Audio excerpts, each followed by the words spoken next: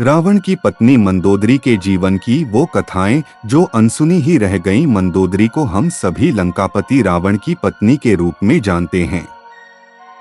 रामायण में उनका वर्णन एक सुंदर, पवित्र और धर्मनिष्ठ महिला के रूप में किया गया है, जिसने माता सीता के अपने पति द्वारा किए गए अपहरण का भी विद्रोह किया। मंदोदरी ही वो थी जिसने रावण को समझाया कि वो जो कर रहा है वो सरासर अधर्म है। रावण की पत्नी मंदोदरी के जीवन की वो कथाएं जो अनसुनी ही रह गईं। रावण की पत्नी मंदोदरी के जीवन की वो कथाएं जो अनसुनी ही रह गईं। हमने अपने पूरे जीवन में भगवान राम, उनकी पत्नी सीता, उनके संघर्ष और रावण के खिलाफ लड़ाई, हनुमान, अयोध्या आदि की कहानियों के बारे में पढ़ा और सुना है, लेकिन हमने कभी मंदोदरी की पीड़ा के बारे में नहीं सुना कि आखिर उसके पति दशावतार रावण के मरने के बाद उसका क्या हुआ। कर्तव्यपरायण पत्नी मंदोदरी ने रावण को चेतावनी देने की कोशिश की, यह जानते हुए कि रावण अपने विनाश के मार्ग पर जा रहा है। उसने उसे धर्म के मार्ग पर ले जाने के लिए सभी प्रयास किए, लेकिन कहते हैं ना, विनाश काले विपरीत बुद्धि। रावण का विनाश नजदीक था, इसलिए वो नहीं माना।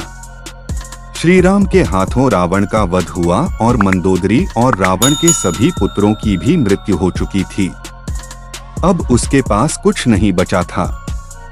भगवान राम की असली पहचान अपनी व्यथित अवस्था में उन्होंने भगवान राम की ओर देखा और महसूस किया कि वह कोई नश्वर नहीं बल्कि भगवान विष्णु के अवतार थे।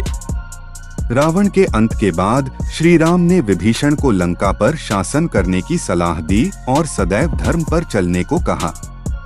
उन्होंने उसे मंदोदरी से विवाह करने और उसे लंका की महारानी के रूप में फिर से स्थापित करने की भी सलाह दी।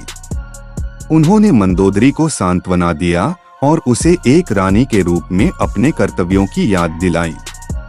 मंदोदरी राम और सीता को डोट भेजती है। भगवान राम को सीता, लक्ष्मण, हनुमान और वानर सेना के साथ अयोध्या के लिए प्रस्थान कराने के बाद मंदोदरी अपने महल में लौट आई और उसने खुद को बाहरी दुनिया से अलग कर लिया।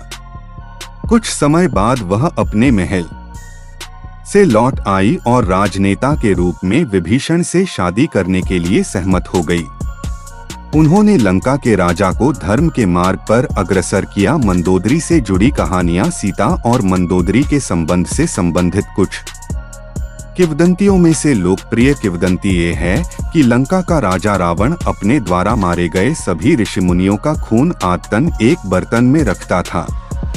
उसका मानना था कि भविष्य में इस खून को पीने से वह सभी ऋषियों की सभी सर्वोच्च शक्तियों का उपभोग कर लेगा। इस बीच ऋषि गृत्समदा ने दर्भा घास के सारे दूध को मंत्रों से शुद्ध करके एक बर्तन के अंदर संग्रहित कर लिया, ताकि अपनी कठोर तपस्या से वह देवी लक्ष्मी को अपनी बेटी के रूप में प्राप्त कर सकें।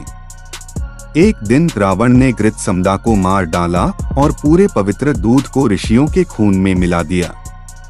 इस कृत्य से मंदोदरी क्रोधित हो गई और उसने आत्महत्या करने के लिए बर्तन की सामग्री पीने का फैसला किया। रावण की मृत्यु का कारण कई लोग मानते हैं कि यह विभीषण ही था जिसने अपने ही भाई रावण को धोखा दिया और वही उसकी मृत्यु का कारण बना।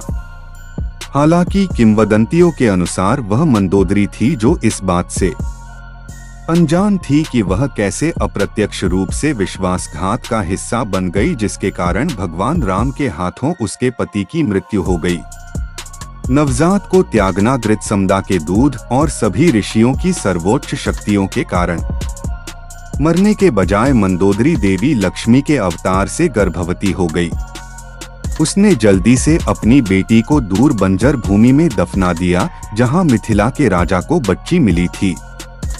हालांकि यह हिंदू पौराणिक कथाओं की सबसे विवादास्पद कहानियों में से एक है। ऐसा कोई नहीं है जो इसका समर्थन करता हो। अगर दोस्तों आपको यह जानकारी पसंद आई हो तो लाइक करके चैनल को सब्सक्राइब कर देना और कमेंट में जय श्री राम जरूर लिखें।